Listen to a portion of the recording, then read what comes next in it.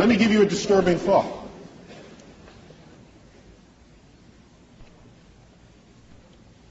If you look at our closest genetic relative to human beings, it would be the chimpanzee.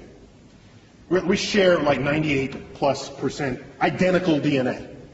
We are smarter than a chimpanzee. So let's invent a measure of intelligence that makes humans unique. Let's say intelligence is your ability to like compose poetry, symphonies, do art, math, and science, let's say, okay? Let's make that as the arbitrary definition of intelligence for the moment. Chimps can't do any of that. Yet we share 98, 99% identical DNA, okay? The most brilliant chimp there ever was maybe can do a little bit of sign language. Well, our toddlers can do that. Toddlers. So here's what concerns me deeply. Deeply. Everything that we are that distinguishes us from chimps emerges from that 1% difference in DNA. It has to, because that's the difference. The Hubble telescope, these grand, that's in that 1%. Maybe everything that we are that is not the chimp is not as smart compared to the chimp as we tell ourselves it is. Maybe the difference between constructing and launching a Hubble telescope and a chimp combining two finger motions as sign language, maybe that difference is not all that great. We tell ourselves it is, just the same way we label our books optical illusions. We tell ourselves it's a lot. Maybe it's almost nothing. How would we decide that?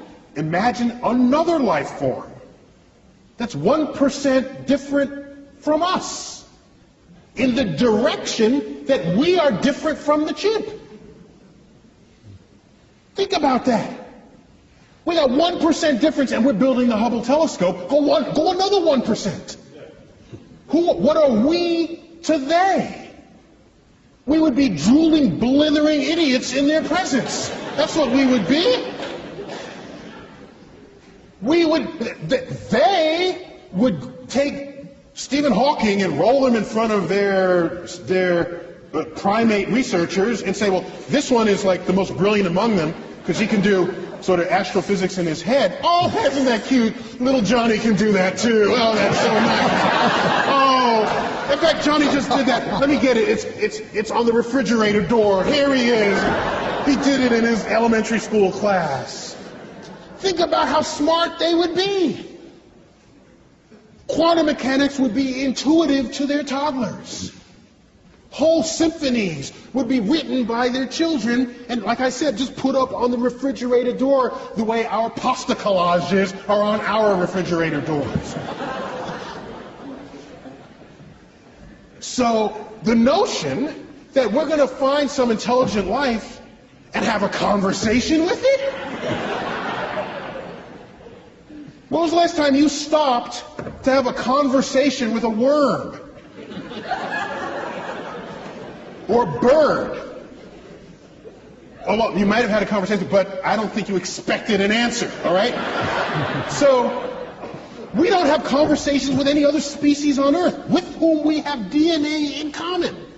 To believe that some intelligent other species is going to be interested in us enough to have a conversation? They'll look at our Hubble telescope and say, oh, isn't that quaint? Look at what they're doing.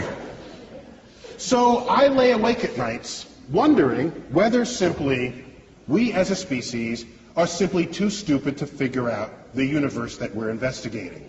And maybe we need some other species, 1% smarter than we are, for which string theory would be intuitive, for which all the greatest mysteries of the universe, from dark matter, dark energy, the origins of life, and all the frontiers of our thought would be something that they would just self-intuit. I'm jealous of that possibility, because I want to be around for those discoveries.